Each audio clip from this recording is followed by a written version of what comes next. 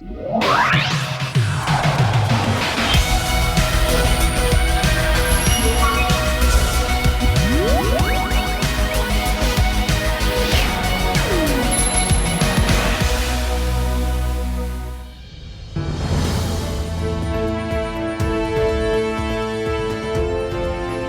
안녕하십니까? 박상규입니다. 윤석열 대통령의 소통 스타일이 달라졌습니다. 하루에 2번이나 기자실을 찾아 비서실장과 정무수석을 직접 발표했고 기자들의 질문도 즉석에서 직접 받았습니다. 자세히 짚어보도록 하겠습니다. 50대 이상의 필독서였던 성문종합영어 시리즈의 저자가 사재를 털어 귀한 문화재들을 사모은 뒤에 국가에 기증을 했죠. 간송 전영필 선생의 버금가는 업적과 선행이 이번에 빛나게 됐습니다. 신치영 연세대 개건 교수, 김현죽 시사평론가와 이 주제들 함께 얘기 나누도록 하겠습니다. 어서 오십시오. 안녕하세요. 안녕하세요. 네. 윤 대통령은 22일 오전과 오후 용산의 대통령 기자실을 2번이나 직접 찾았습니다. 비서실장 또 정무수석을 직접 소개했고 원고 없이 기자들의 질문에도 즉석에서 응답을 했는데요. 영상으로 보시죠. 여야 두루 원만한 소통을 하면서 직무를 잘 아주 수행해 주실 것으로 저는 기대하고 있습니다.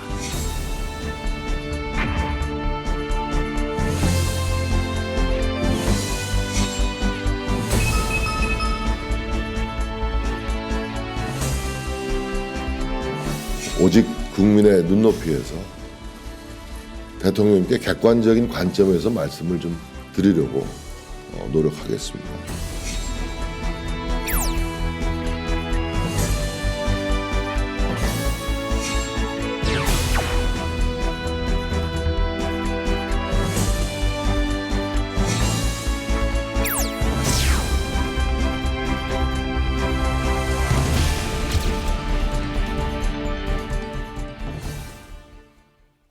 네, 새 대통령 정무수석에는 수도권의 재선 의원 출신인 홍철호 의원이 임명됐습니다. 윤 대통령은 홍 수석의 인선 배경도 직접 설명했는데요. 직접 들어보겠습니다. 제가 당의 많은 분들 그 얘기를 들어보니까 이런 소통과 친화력이 아주 뛰어나시다고 추천을 받았고요. 그리고 무엇보다 그 자수성가한 사업가로서 어떤 민생 현장의 목소리도 잘 경청하실 분이라고 생각하고 있습니다. 홍철호 신임 정무수석의 자연스러운 소감도 화제가 됐습니다. 역시 직접 들어보겠습니다. 제 몸에 비해서 너무 옷이 커서 지금 걱정이 너무 많습니다. 사실은 제가 적임자일까를 많은 시간 고민했습니다. 그런데 운명이라는 게 이렇게 슬금슬금 오더라고요. 그래서 운명으로 그냥 받아들이기로 했고요. 반은 배우면서 또 반은 의회 경험을 가지고 프렌들리하게 그렇게 일해볼 생각입니다. 네, 영어로 프렌들리라는 말을 썼습니다. 홍철호 수석은 유명 치킨 프랜차이즈죠. 굽네 치킨을 창업한 사람입니다. 농전축산과를 나온 그야말로 자수성가형 기업인인데 역경을 넘어선 여러 스토리가 많죠? 네, 그렇습니다. 경기 김포 출신이고요. 인천 부평고등학교를 졸업한 뒤에 예산농업전문대학교의 축산과를 졸업을 했습니다. 그래서 해병대를 제대하고 나서 곧바로 이 축산업체를 닭 가공업체를 차렸는데 닭 도축업체죠? 그렇습니다. 그러다가 2005년에 역시 축산업체를 운영을 하던 동생과 함께 굽네치킨을 창업을 했지요. 김포에 1호점을 내고 전국적인 프랜차이즈 업체로 이제 성장을 시켜서 한 25년간 지금 운영을 해왔는데 홍철호 수석이 2014년에 김포에서 있었던 보궐선거에 나와서 당시에 새정치민주연합의 김두관 후보를 누르고 당선이 됐습니다. 네네. 그리고 역시 20대 총선에서 재선이 됐고요. 그리고 나서 2017년에 여러 가지 우여곡절이 있었습니다. 2017년에 박근혜 전 대통령의 탄핵 때는 탈당을 해서 새누리당을 탈당을 해서 바른정당에 입당을 했고요. 그때 이제 유승민 대선 후보 비서실장을 그렇습니다. 유승민 후보의 비서실장을 지냈고요. 그리고 나서 이제 대선이 끝나고 난 다음에 다시 자유한국당으로 이제 복당을 했습니다. 그래서 복당을 해서 김병준 당시 비대위원장의 비서실장을 맡기도 했죠. 비서실장을 한 경험이 있어요, 2번이나. 네, 그렇습니다. 이번 총선에 이제 경기 김포에 다시 출마를 했는데 더불어민주당 후보에게 밀려서 낙선을 했죠. 네. 충청권의 오선 의원 출신 비서실장에 이어 수도권 재선 의원 출신이자 이른바 유승민계로도 분류되어 온 기업인을 비주류죠. 정무수석에 발탁한 이유. 자, 어디에 있다고 봐야 하나요? 아무래도 이번 총선 결과에 영향을 받았다고 보는 것이 옳을 것이라는 생각이 드는 것이요. 이번 총선에서 국민의힘이 특히 지역으로 보자면 충청, 수도권에서 상당히 안 좋은 결과를 얻지 않았습니까? 그렇죠. 그렇기 때문에 이제 충청권의 비서실장 또 수도권 김포에 개파로 굳이 분류를 하자면은 유승민계다 이런 평가가 있습니다만 비주류라고 할 수 있는 정무수석을 발탁을 했다. 이것은 아무래도 지난 그 비서실장의 경우를 보자면은 김대기, 이관섭 비서실장 등이 모두 관료 출신이었기 때문에 좀 정무적 능력이 조금 부족했던 것이 네. 아니냐 이런 평가가 많지 않았습니까? 예. 그렇기 때문에 이번 총선 결과 지금 야당과의 협치가 상당히 중요한 시점인 만큼 정무적으로 좀 능력이 뛰어난 비서실장 또 정무수석을 통해서 이와 같은 좀 난관을 헤쳐보겠다라는 대통령의 의지가 담긴 그런 인선이 아닐까 싶습니다. 네. 비서실장의 경우에는 다양한 정치 경험을 가지고 계시기 때문에 화합형이다라는 평가를 또 받고 있고 예. 아까 그 취임 인사를 하는 정무수석의 말이 상당히 이전에 다른 정치인들과의 업법과는 좀 상대적으로 굉장히 자연스럽고 본인의 느낌을 자연스럽게 얘기하는 이런 모습을 통해서도 그 원만한 성격을 통한 대야 소통이 네. 강화되지 않을까라는 기대감이 모아지고 있는 것도 사실입니다. 그렇군요. 실제로요, 정진석 신임 대통령 비서실장은 잔꾀와 힘을 내세우지 않겠다고 했고 국민 눈높이와 객관적인 보좌를 강조했습니다. 들어보시죠. 옛날에 그 삼봉 정도전 선생이 이제 국가를 하면서 그 백성을 짐으로 속일 수는 없고 힘으로 억누를 수는 더더욱 없다라고 얘기했습니다. 600년 된 왕조 시대에도 국민을 바라보는 그런 눈높이가 그랬습니다. 지금은 공화국 아닙니까? 오직 국민의 눈높이에서 대통령님께 객관적인 관점에서 말씀을 좀 드리려고 노력하겠습니다. 네, 기자 출신 정진석 실장의 별명 여우곰이라고 한다고 하는데요. 자, 여우면 여우고 곰이면 곰이지. 왜 그런 별명이 붙었을까요? 네, 지금 화면에서도 보시면 아시겠지만 정진석 실장이 키가 한 183cm가 되고 한 90kg 정도를 왔다 갔다 하는 그런 몸무게입니다. 굉장히 곰을 연상시키는 그런 거구죠. 네네. 그런데 실제로 성격을 보면 굉장히 용의주도한 면이 있어서 중요한 결정을 앞두고는 이 속내를 잘 드러내지 않기로 유명한 그런 성향이 있다고 합니다. 그래서 여의도에서는 그래서 여우곰이라는 그런 네. 별명이 붙어 있고요. 실제로 2016년 그 20대 총선 때 친박계하고 비박계의 갈등으로 총선에서 참패를 했을 때 정진석 실장이 당시에 그 원내대표에 당선이 됐는데 친박계의 전폭적인 지지를 받아서 당선이 됐죠. 근데 그때 이 원내대표를 지낼 때 유승민 의원을 비롯해서 7명의 무소속 당선인의 복당을 뚝심 있게 밀어붙여서 친박계와 갈등을 빚기도 했는데 그랬죠. 예, 상당히 그 뚝심 있게 그 일 처리를 해서 후에 상당히 좋은 평가를 받았고요. 또 이명박 대통령 때 정무수석을 지냈는데 그때 이명박 대통령하고 박근혜 전 대표의 면담을 성사를 시켜서 정권 재창출에 초석을 놨다. 이런 평가도 받고 있습니다. 네네. 그러니까 상당히 뚝심 있게 일 처리를 진행을 하는 그런 스타일 때문에 여우곰이라는 그런 별명이 아직도 따라다닌다고 합니다. 김관진 국방장관을 추천할 때 호랑이상을 가진 무인이 나와야 한다고 대통령에게 적극적으로 조언을 했다. 그랬죠. 그 추천에 큰 역할을 했다. 이런 일화도 있습니다. 윤석열 대통령은 정 비서실장과 홍 정무수석을 직접 발표하면서 기자들의 질문도 2개씩 즉석에서 직접 받았습니다.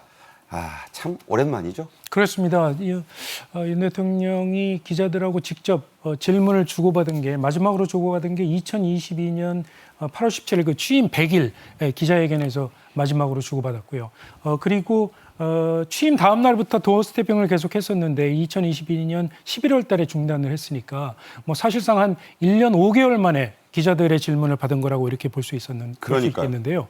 윤 대통령이 어저께 인사를 발표를 할 때 원고도 없이 직접 즉석에서 소개를 하고 직접 질문을 받기도 하고 그랬는데 그동안 이 기자회견이나 이런 기자회견을 통해서 질문을 받지 않고 대국민 메시지를 직접 일방적으로 발표한다. 그래서 소통이 좀 부족한 거 아니냐 이런 지적이 많았습니다. 보면요. 정식 기자회견은 20개월만, 도어 스태핑은 17개월, 중단 이후 17개월만이고 네. 기자 오찬 간담회가 11개월 전이었다. 네. 이런 얘기입니다. 그렇습니다. 그리고 인사 명단을 직접 발표한 것도 사실은 윤 대통령이 이번에 처음 한 겁니다. 그전에 당선인 시절에 초대 내각 명단을 발표하고 나서 취임하고 나서는 주로 비서실장이 발표를 많이 했었죠. 네.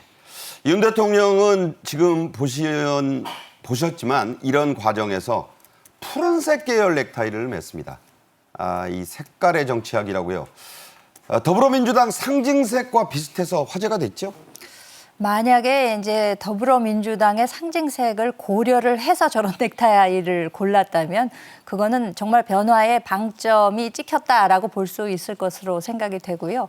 그런데 또 공교롭게도 정진석 실장의 경우는 붉은색 계통을 맸고 네. 홍철호 수석의 경우에는 또 역시 푸른색 계통. 네. 만약에 이렇게 미리 계획이 되었던 것이라면은 정무적 판단을 벌써부터 시작한 것이 아니냐 이런 평가도 가능할 것 같습니다. 네. 상당히 야당과 어떤 자세로 앞으로 임해 나갈 것인지에 대한 예측도 가능할 것이고요. 대통령 스스로도 앞으로는 정치하는 대통령이 되겠다라고 밝혔다고 하지 않습니까?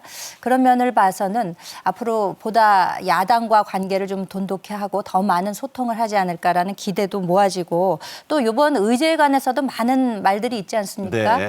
그 영수회담에 관해서. 그렇죠. 그런데 이제 무엇보다 이번에 최근에 그 지지율이 좋게 나오지 않은 그런 여론조사의 결과를 볼 때 그 이유를 보면은 제일 위에 있는 게 역시 민생, 경제 이런 것들이거든요. 그게 1위였죠. 그렇습니다. 그래서 그 민생 문제에 관해서는 어느 정도의 좀 결과물을 내려고 지금 생각을 하고 있다라는 그 대통령의 심중도 읽을 수 있는 그런 그 어제 미니 회견이 아니었나 그렇게 평가를 하겠습니다. 네, 그렇군요. 정진석 비서실장 얘기를 좀 더 해보겠습니다. 윤 대통령과는 동갑내기고 고향이 같습니다. 그래서 처음 만난 이후에 그냥 고향 친구로 지내자 이렇게 얘기했던 사이라고. 네, 그렇습니다. 정진석 실장은 이제 말씀드린 대로 공주에서 태어났고 윤 대통령의 부친 윤기중 전 연세대 명예교수 같은 경우에 논산에서 태어났는데 공주에서 농고를 나왔습니다. 그래서 윤석열 대통령이 이 공주하고의 이 연고성이 좀 있는 사이죠. 정 실장의 어머니가 또 파평윤 씨래요. 같은 파평윤 씨죠. 그러니까 두 사람이 같은 고향 친구처럼 이렇게 터놓고 지내자고 이렇게 그런 사이로 많이 알려져 있는데 실제로 정 의원이 윤 대통령이 어려울 때마다 상당히 심정적으로 의지가 많이 됐던 측면이 있습니다. 2020년에 21대 총선 때였는데 그때 추미애 당시 법무부 장관하고 윤석열 검찰총장의 갈등이 상당히 극에 달했을 때 그랬죠.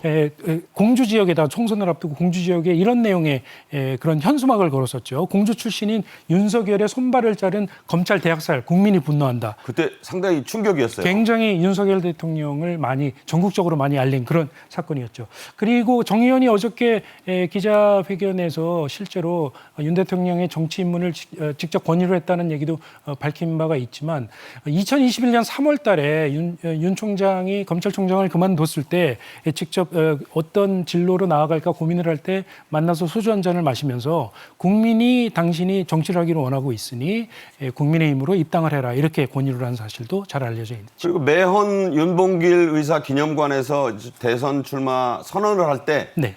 현역 의원 25명이 본인 포함해서 갔는데 그걸 주도한 사람이 정진석 의원이었다. 그렇죠. 윤 대통령이 당시에 아직 국민의힘에 입당하기 전이었는데도 국민의힘 24명의 의원들을 직접 조직을 해서 데리고 갔으니까 네. 그때를 계기로 해서 보수 진영의 대권 주자다라는 그런 인식이 자리 잡기 시작을 했었던 겁니다. 그렇군요. 김대중 정부 때 청와대 비서실장을 지낸 박지원 민주당 의원이 정진석 비서실장에게 아주 후한 평가를 내렸네요. 아무래도 두 분이 서로 인연이 된 지가 오래됐기 때문에 서로를 잘 알고 그렇기 때문에 본인의 경우는 총리나 비서실장의 진작부터 천거를 했다 이런 이야기도 하기도 했습니다. 윤 대통령은 그러니까 총리나 비서실장 공히 좀 존중도 하되 또 버거운 존재 이런 분들이 좀 임명이 되면은 상당한 역할을 하지 않을까라는 네. 기대를 가졌던 것이고 또 정 의원의 경우는 바른 말을 하는 분이기 때문에 함부로 대하지는 못할 것이다. 이런 개인적인 평가를 내놓기도 했습니다. 예. 사실 박지원 지금 이제 당선자죠. 이 전 국정원장의 경우에는 정진석 의원과의 인연이 상당히 오래됐습니다. 네. 지난 1988년부터 인연이 됐는데 당시 그 정진석 실장이 기자 시절에 뉴욕을 방문을 했을 때 당시 박지원 그 당선인은 뉴욕 한인 회장을 하고 있었습니다. 가발 장사하고 나서요. 네. 그래서 그 당시에 이제 뉴욕을 직접 운전하면서 곳곳을 소개하기도 했다고 하고요. 그때 인연을 시작으로 해서 정치권에서도 번번이 그 공통 분모가 많았었다고 합니다. 그 1999년, 2000년 이 시절에는 이제 문광부 장관을 하지 않았습니까? 그렇죠, 문화부 DJ 정부 장관. 시절에 그때 문광희 소속 위원이었기도 했고요. 2010년 MB 정부 때 청와대 정무수석을 정진석 실장이 하고 있을 때 상대당인 민주당의 원내대표를 또 그렇죠. 박지원 네. 그 전 국정원장이 하기도 했었기 때문에 그렇게 오랜 시절 서로 주고받고 핑퐁하면서 서로 인간적인 신뢰가 있었기 때문에 정진석 실장을 진즉부터 천거한 것이 아닌가 그렇게 추측이 됩니다. 네. 정진석 새 비서실장은 본인이 이 충남 공주 지역에서 5선, 아버지인 고 정성모 의원이 이 같은 지역에서 6선을 한 합쳐서 11선이죠, 부자가. 충청도 정치 명문가 출신입니다. 정성모 전 장관, 전 의원의 충청도 사랑, 실로 대단했죠? 네, 그렇습니다. 정성모 전 의원이 이 내무부 차관을 지내고 나서 10대 총선 때 국회의원으로 입문을 했는데 1978년에 이 아버지의 영향을 많이 받아서 정진석 실장이 상당히 그 정치에 대한 관심을 상당히 키우면서 이렇게 자랐다고 볼 수 있겠습니다. 정성모 전 장관의 얘기가 지금 나오고 있는데 이 얘기는 이제 정진석 실장이 2000년 16대 총선 때 JP 자민련 총재의 권유를 받고 아버지의 지역구인 공주 연기 지역에 출마를 해서 그때 당선이 됐죠. 네. 이때 당선을 할 때 정성모 장관이 아버지가 아들을 불러놓고 야, 우리는 충청도에 상당한 빚을 지고 있는 집안이다. 육신도 생명도, 그렇습니다. 정치 생명도. 네, 그러니까 부채의식을 갖고 그 빚을 공주에 갚아야 한다라고 하면서 선전을 당부한 일이 상당히 잘 알려져 있습니다. 네. 아버지의 친구인 김종필 자민련 총재를 김 총재가 이 별세할 때까지 정치적 아버지로 모신 이야기는 유명합니다. 여기서 역대 대통령 비서실장들 역사도 좀 되돌아보겠습니다. 대통령을 보좌하는 스타일들 각자 매우 달랐죠? 그렇습니다. 역대 대통령의 경우를 쭉 살펴보면은 노태우 전 대통령의 경우에는 비서실장에 노재봉 전 서울대 교수가 임명이 되고 9개월을 재직한 이후에 바로 총리로 임명이 되기도 했었습니다. 네. 전형적인 비서형이라는 평가를 받았고요. 김대중 전 대통령의 경우는 박지원 비서실장, 뭐 참모형이자 비서형이자 대변인. 충성형, 예. 뭐 여러 청와대 내에서 보직을 맡으면서 정말 그 많은 그 애정을 받은 그런 비서실장이기도 했고요. 노무현 전 대통령 당시에는 문희상 비서실장, 굉장히 그 정무 감각이 뛰어난 화합형 비서실장이라는 평가를 받았고, 네. 이명박 전 대통령 시기에는 임태희 비서실장이 있었죠. 이분이 이제 고용노동부 장관을 하시다가 비서실장직을 맡은 연후에 지금까지도 그 정치권에서 지금 경기도 교육감을 하고 계시는데 전형적인 비서형이다라는 평가를 받기도 했습니다. 네. 그래도 굳이 좀 분류를 해보자면은 뭐 보이는 듯 보이지 않는 듯 활동하는 그림자형이 예. 있을 것이고, 함께 가는 동반자형 또는 조언을 주로 해주는 형, 함께 운명 공동체형, 순정조라고 하죠. 네. 그래서 뭐 비서 참모진, 충성형 이렇게들 이제 분류를 하기는 합니다만, 정말 가장 지근거리에서 대통령을 보좌하면서 때로는 쓴소리를 아끼지 않는 이런 역할을 하는 그 직책이 비서실장이죠. 또 김윤환 비서실장의 경우에는 킹메이커다라는 평가도 있었습니다. 부대통령을 만들었죠. 노태우, 김영삼 두 대통령의 당선에 기여한 것으로 평가를 받기도 했는데, 정말 타협하고 조정하는 데 있어서는 명수다라는 평가를 받기도 했었습니다만, 좀 구시대적인 정치형이 아니냐 이런 또 쓴소리도 있었습니다. 방금 전에도 말씀드렸다시피 그 서울대 교수 출신이었던 노재봉 실장의 경우에는 그 인연을 상당히 소중하게 생각했던 네. 모양입니다. 노태우 전 대통령의 추도식에서 각하라는 호칭을 쓰면서 연신 눈물을 보이기도 했다고 그때 합니다. 많은 사람들이 놀랐죠. 수십 년 전의 인연인데 각하를 3번이나 부르면서 눈물을 찍어내는 모습이 아주 화제였습니다. 박정희 전 대통령 시절에는 이후락 비서실장과 김정념 비서실장이 아주 유명했습니다. 당시 모습 직접 보겠습니다.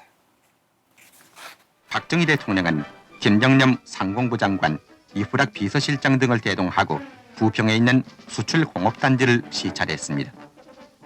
박 대통령은 스웨터 공장을 비롯해서 수출품을 제조하는 여러 공장들을 일일이 돌아보고 공업단지 안에 통신의 편의를 제공해주라고 관계관에게 지시했습니다. 그런데 우리나라 금년도 수출 목표 7억 달러 가운데에는 공산품 수출이 5억 7천여만 달러로서 81.5%를 차지하고 있습니다. 김정념 장관 이후에 이제 비서실장이 됐는데 무려 9년 4개월간 재직한 역대 최장수 대통령 비서실장으로 유명했습니다. 이후락 비서실장은 평양에 갔다 왔습니다.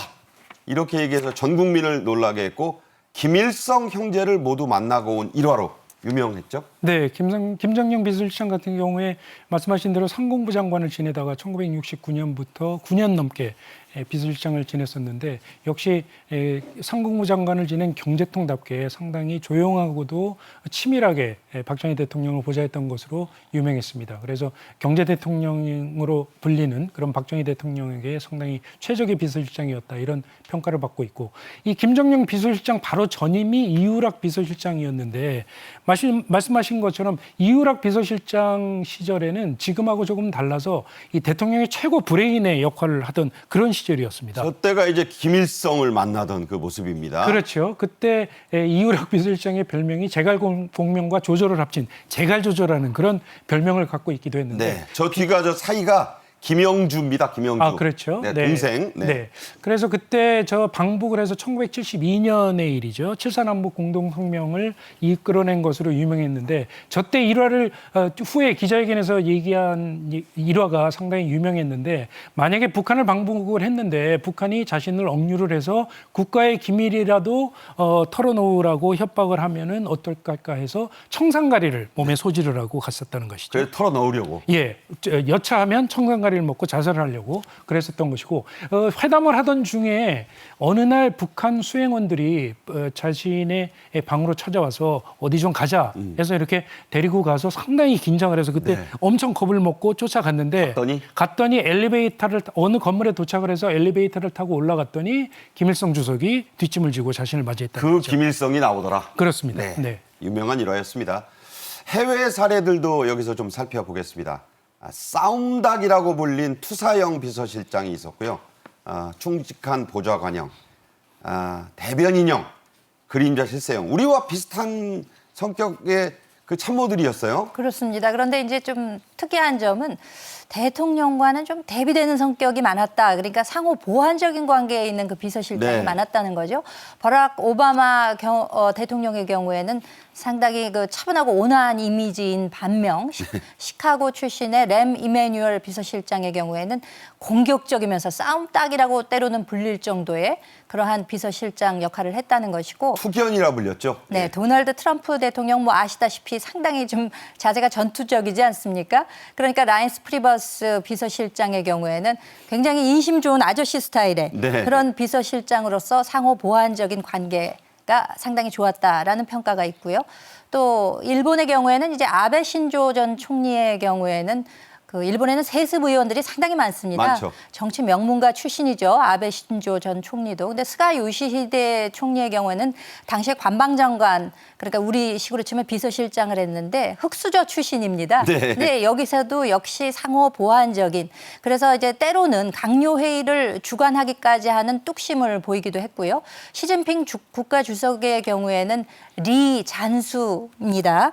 공산당 중앙판공청 주임이라는 다소 긴 직함을 가지고 있습니다만 실제로 일정 관리라는 공식 업무가 있음에도 불구하고 개혁안을 주도하는 등 실권을 가지고 있는, 실제로는 아주 실세 이런 비서다라는 평가를 받기도 했습니다. 그러니까 우리나라의 경우나 외국의 경우나 그 비서실장이라고 하는 그 직책은 그 가장 최상단에 있는 권력자의 지근거리에서 그렇죠. 입과 귀 역할을 동시에 하는 것이기 때문에 상당히 중요한 자리임에는 분명합니다. 오바마 대통령의 경우에도 그렇고 트럼프 대통령의 경우에도 그렇고 대통령의 캐릭터가 조금 강하면은 비서실장은 좀 온화한 성품. 그렇죠. 또 대통령이 온화하다면은 비서실장의 경우에는 좀 강력한 힘을 가진. 그래서 동양의 경우에도 일본이나 중국 경우에도 역시 뒤 마쿠에서 상당한 권력을 가지고 있는 이런 그림자 실세 역할을 하는 비서실장들이 많았음을 찾아볼 수가 있습니다. 네, 과연 정진석 신임 비서실장은 이 가운데 역대든 해외든 어떤 모델을 따를 것인가, 아니면 자기 스타일을 만들 것인가 지켜보겠습니다. 자, 다음 주제로 가죠. 의대 교수들이 병원을 떠나겠다고 예고한 날이 이제 25일로 다가왔습니다. 25일입니다. 정부와 교수들이 공무원법이 먼저냐, 민법 적용이 먼저냐를 놓고 지금 다투고 있는 양상이죠? 네, 그렇습니다. 전국 의대 교수들이 지난달 25일부터 사표를 내기 시작했거든요. 그러니까 사표가 수리가 안 돼도 회사에 나오지 않아도 된다라는 그런 민법 조항에 따라서 25일부터는 자동적으로 이 사직서 제출이 효력을 발휘하게 됩니다. 그런데 지금 의사 단체들의 주장에 따르면은 전국 의대 교수들 가운데 사표를 낸 사람들이 한 3,000명에서 4,000명 정도에 이른다라고 지금 밝히고 있는데, 이 정도면은 교수의 이탈률이 30%를 넘어서면 종합병원의 새로운 환자 입원이라든가 수술이 불가능하다고 하거든요. 아, 네. 그런데 이 30%를 넘어서는 그런 규모이기 때문에 지금 이 교수들의 사표 수리가 효력을 발휘하기 시작하면은 상당히 큰 후폭풍이 불 수밖에 없는 거고요. 그러니까 정부로서는 상당히 지금 긴장을 하고 있는 것이고, 그래서 이 사립대 교수들 같은 경우에는 민법이 아니라 국가공무원법을 적용을 받는다, 이런 지금 논리를 펴고 있는 것이죠. 그래서 국가공무원법에 따라서 공무원은 사표를 내게 되면은 이 사직이 적절한지, 절차는 적당한지 이런 것을 조사를 해야 되기 때문에 민법에 따라서 당장 효과를 발휘하는 것은 아니다라는 지금 논리를 펴고 있어서 25일 날 어떻게 정리가 될지가 지금 상당히 관심사라고 할 수 있겠습니다. 네, 이제 얼마 안 남았습니다. 환자들은 지금 초조하게 지켜보고 있습니다. 서울대 의대 교수들은요, 주 1회 한 번 전원 휴진하겠다는 방안을 이제 좀 논의하겠다, 총회를 열어 논의하겠다고 밝혔습니다. 피로가 너무 쌓였다, 이렇게 얘기를 하고 있다죠? 뭐 그도 그럴 것이 전공의가 사직한 이후 2달여가 지났기 때문에 상당한 그 물리적인 부담감이 있는 것은 사실일 것으로 보입니다. 서울대 의대 교수들이 바로 오늘입니다. 오후 5시에 총회를 열어서 주에 한 차례 전원이 휴진하는 것에 대한 논의를 해서 그 네. 결정 사항을 내놓는다고 하는데 좀 걱정이 되지 않을 수 없는 그런 상황입니다. 또 앞으로 그 25일에 대규모 사직 이런 것들이 예고되어 있기 때문에 수련병원 교수들이 어떤 입장을 취할 것인가도 걱정이 되고요.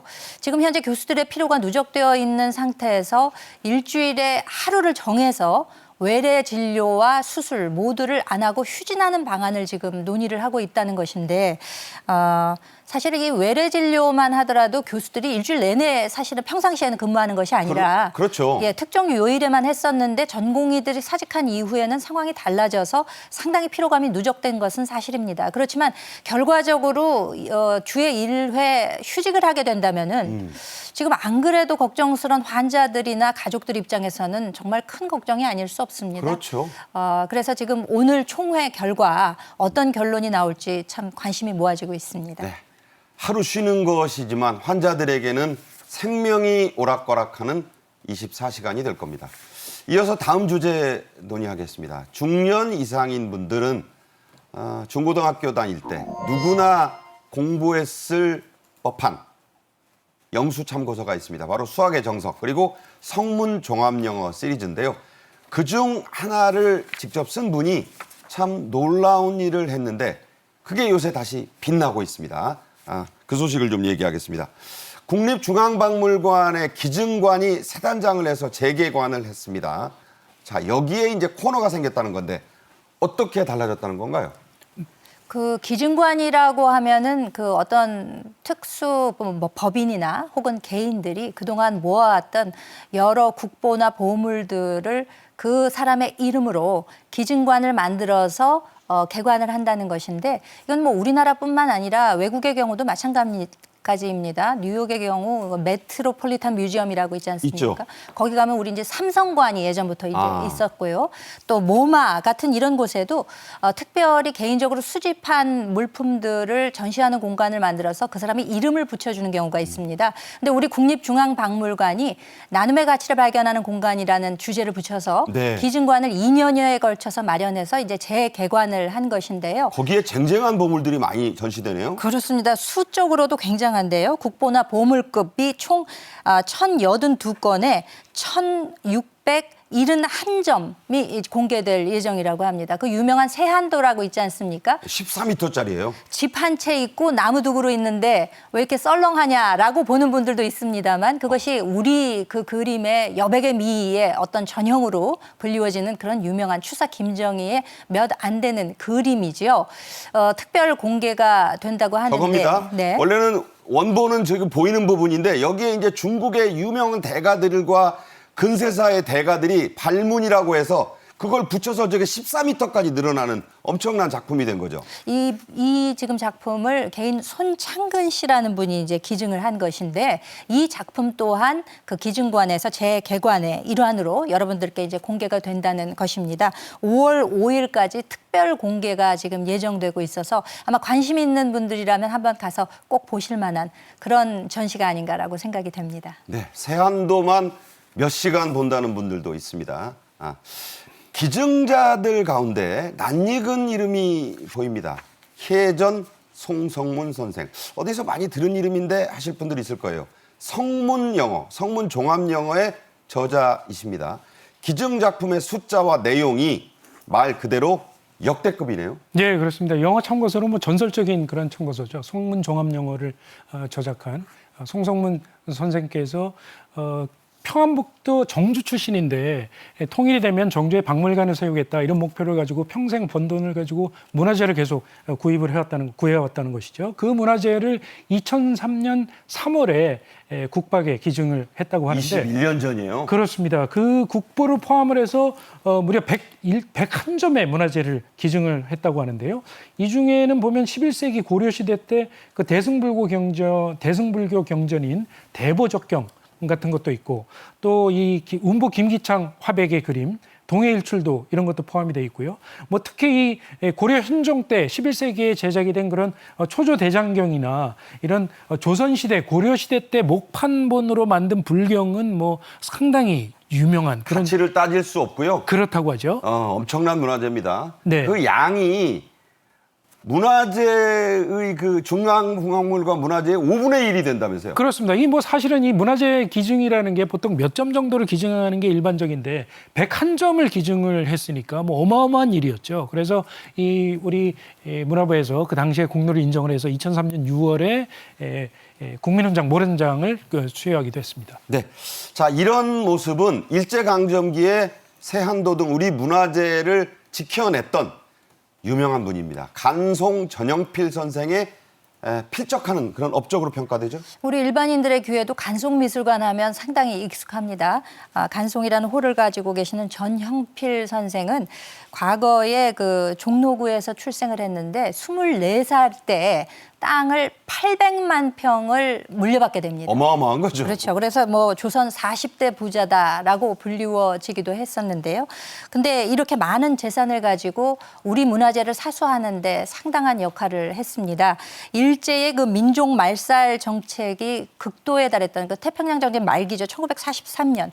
이때 이미 훈민정음 해례본을 구입하는 등 해서 우리 국보들을 상당히 많이 가지고 있었고 그 우리 많이 보는 나란 말씀이 그거 말이에요. 네. 문화재가 곧 민족 자존심이다. 이런 신념을 가지고 국보만 12점 등 포함해서 모두 16,000여 점을 수집을 네. 했다는 것입니다. 그래서 이 간송미술관은 1938년에 성북동에 이제 최초로 우리나라 최초의 미술관, 개인 미술관으로 이제 설립이 됐는데 그 당시 최초에는 보화각이라는 이름으로 불리워졌다고 보화각. 합니다. 네. 그러다가 타계 4년 뒤인 1966년에 이제 간송미술관이라고 호를 따서 이름을 고치게 되는데요. 추사의 세한도 역시도 삼고초려를 통해서 일본에서 직접 가져왔다고 해서 문화재의 애국지사다라는 평가를 받기도 하고요. 그때 막 폭격받는 도쿄로 갔다 오는 거 아닙니까? 네. 그렇습니다. 그리고 우리가 흔히 뭐 미술 교과서 등에서 봤던 청자, 상감, 운항문, 매병이라는 거 있습니다. 청자인데 이렇게 고려 아주 청자 할 볼륨감. 때마다 나오는 거 있어요. 그렇죠. 항문이가 상감으로 이렇게 들어가 있는. 이것도 1935년 당시에 2만 원에 구입을 했는데 이때 당시 2만 원이라고 하면은요 8칸짜리 기와집을 20채를 살 수 있는 그런 돈이었다고 합니다. 한 뭐 400억 되는 겁니까? 예. 그래서 그렇게 어마어마한 그 국보들을 일본의 문화재 침탈로부터 지켜내는 그런 역할을 하고 또 개인 간송 미술관까지도 가지고 계셨기 때문에 참 우리 문화재 역사에 있어서는 빼놓을 수 없는 그런 소중한 분이 아닌가 이렇게 생각이 됩니다. 네. 성문종합영어를 쓴 이 송성문 선생도 이에 못지 않았습니다. 원래 북한에서 영어 선생님을 하다가 미군 통역으로 월남을 한 분이죠. 조금 전에 말씀드렸다시피 평북 정주 출신이신데 중학교를 우등으로 졸업을 해서 원래 김일성 종합대학의 영문학과 입학을 꿈을 꿨다고 합니다. 그런데 출신 성분에 문제가 있어서 2년제인 신의주 교원대에 입학을 했고요. 그리고 나서 얼마 후에 6.25가 발생을 했는데 11월에 그 미군이 신의주로 진주를 했다는 것이죠. 그런데 그 미군 장교들 앞에서 중학교 영어 교과서를 읽는 모습이 노출이 됐고 소리내서 읽었대요. 그렇습니다. 그 인연이 돼서 통역으로 발탁이 된 것이죠. 그런데 1951년에 일사후퇴 때 중공군이 내려오고 물밀듯이 내려오고 미군이 결국은 신의주에서 퇴각을 한 것이죠. 평양에서 퇴각을 했고 평양에 홀로 남겨진 송성문 선생이 혼자서 차를 얻어 타고 구걸로 끼니를 때우고 하면서 혼자서 부산까지 내려갔다고 합니다. 뭐 국제시장 보는 것 같아요. 그렇습니다. 그래서 1952년에 결국은 통역 장교까지 입대를 하기도 했고 그리고 이제 동아대에서 영어 영문학과에 진학을 해서 거기 졸업을 해서 부산고등학교나 마산고등학교에서 영어를 가르쳤는데 너무 잘 가르쳐서 그 소문이 서울까지 소문이 나서 결국은 서울에 있는 출판사에서 성문종합영어를 출판을 제안을 했다고 하는 것입니다. 지금은 뭐 영어 참고서가 수십 수백 가지가 됩니다만 저희가 중고등학교 때는 책이 거의 없었습니다. 전설적 영어 참고서 성문종합영어가 탄생한 비화 이것도 재밌어요. 그렇습니다. 전쟁 이후에 방금 말씀하셨다시피 부산고등학교, 마산고등학교에서 이제 영어 선생님을 하셨는데 아마 그 특수한 가르침법이 있지 않았을까 생각될 정도로 너무 잘 가르친다라는 소문이 서울까지 났다는 거예요. 네네. 그러니까 요즘식으로 치면 뭐 일타 강사 이 정도에 해당되지 않았을까라는 생각이 드는데 그러자 성문각에서 아 그래 이렇게 잘 가르치는 분이면 교재도 잘 만들겠다라는 생각을 했던 모양이죠. 그렇죠. 당시로서는 굉장한 거금이었던 200만 원을 제시하면서 영어 교재를 만들자라고 제의를 했다고 합니다. 그런데 이후에 또 한 번 반전이 나타나는데요. 국가에서 영어 선생님들 중에서 딱 2사람을 뽑아서 해외 연수를 보내는 기회가 있었다고 합니다. 뉴질랜드로. 그리고 둘 중에 한 명이 됐던 거죠. 네네. 그래서 뉴질랜드에 가서 거기 가면 이제 전부 영어 책이었 않겠습니까? 당연하겠죠. 네, 그러니까 그런 많은 책들을 접하면서 거기에서 이제 좋은 유명한 문장, 뭐 연설문에서 뭐 이런 좋은 문장들을 발췌를 해서 그것을 책으로 만들었다는 거예요. 네. 그러니까 뭐 요즘은 뭐 악보면 악보, 영어 원서면 원서. 뭐 찾아만 보면 얼마든지 우리가 네. 여러 다매체가 있습니다만 당시에는 영어 원서 구하기가 너무 어려웠던 시절이었기 때문에 이와 같은 좋은 구문들을 모아서 성문 종합 영어를 내게 되니까 이건 뭐 전설적인 교재가 될 수밖에 없었던 그런 상황이 아닌가 싶습니다. 네, 신치영 교수도 뭐 당연히 성문종합 영어를 배우면서 큰 세대일 텐데 판매량 밀리언셀러 곱하기 10입니다. 네, 저희 학창 시절에 고등학교 때 성문 종합 영어를 이렇게 까맣게 색칠을 해가면서 달달 외우던 그런 시절이 있었죠. 뭐 어마어마한 베스트셀러였습니다. 원래 1967년에 나올 때는 정통 종합 영어라고 불리는 그 책이었는데 이름도 오랜만에 듣네요. 그렇습니다. 그런데 이제 송성문 선생이 서울에 올라와서 서울고등학교에서 교사 생활을 잠깐 하다가 경복학원이라는 곳에서 이제 학원 생활을 시작하는데 지금 말로 하면 이제 일타 강사가 된 거죠. 슈퍼 일타 강사죠. 그렇죠. 그리고 나서 이제 1976년에 성문출판사라는 출판사까지 직접 차리기도 했고 이 출판사에서 정통종합영어를 성문종합영어라고 이름을 바꿔서 다시 출판을 했는데 이 책에서 당시에 서울대 뭐 이런 본고사가 있을 시절 아니겠습니까? 그렇죠. 그때 서울대의 본고사 시험 문제에 성문종합영어의 지문이 그대로 나와서 상당히 화제가 되기도 했습니다. 그야말로 족집게란 말도 그때 생겼어요. 그렇습니다. 그래서 베스트셀러의 자리에 올랐고 1년에 뭐 30만 부씩 팔렸다고 하니까요. 뭐 엄청난 책이었죠. 영화 보면 옛날 드라마에 나오는 거 밑줄 쫙 하면서 하던 영어가 다 그겁니다. 송성문 선생은 이렇게 번 돈을 모두 문화재 구입, 수석 모으기에 썼다고 하네요. 그렇습니다. 뭐 뜻이 있는 곳에 길이 있다고 해야 될까요? 아무래도 이렇게 많은 수입을 얻었는데 이것을 허투루 쓰지 않고 정말 문화재나 수석 등 이런 것을 모으는 데 뜻이 있으셨던 모양입니다. 그러니까 요즘으로 치면은 아까 일타 강사 말씀도 하셨습니다만 킬러 문항의 귀재였던 것으로 생각이 됩니다. 그렇네요. 사교육적으로 자리를 옮긴 이후 경복학원에서도 단과반 수업을 했는데 이 강의를 듣기 위해서 정말 줄을 서고 뭐 마이크를 사용해가지고 강의를 할 정도였다고 하니까요. 그러니까 스피커인데 헝겊 마이크예요, 그게. 그래서 1,200명. 그렇습니다. 그럼 뭐 당시로서는 굉장한 것이었겠죠. 그래서 막대한 돈을 벌어서 이제 부를 축적을 했는데 이것을 개인적인 것에 국한하지 않고 당시에는 이제 문화재, 수석 이런 것들에 상당히 모으는 것을 골몰했던 모양입니다. 네.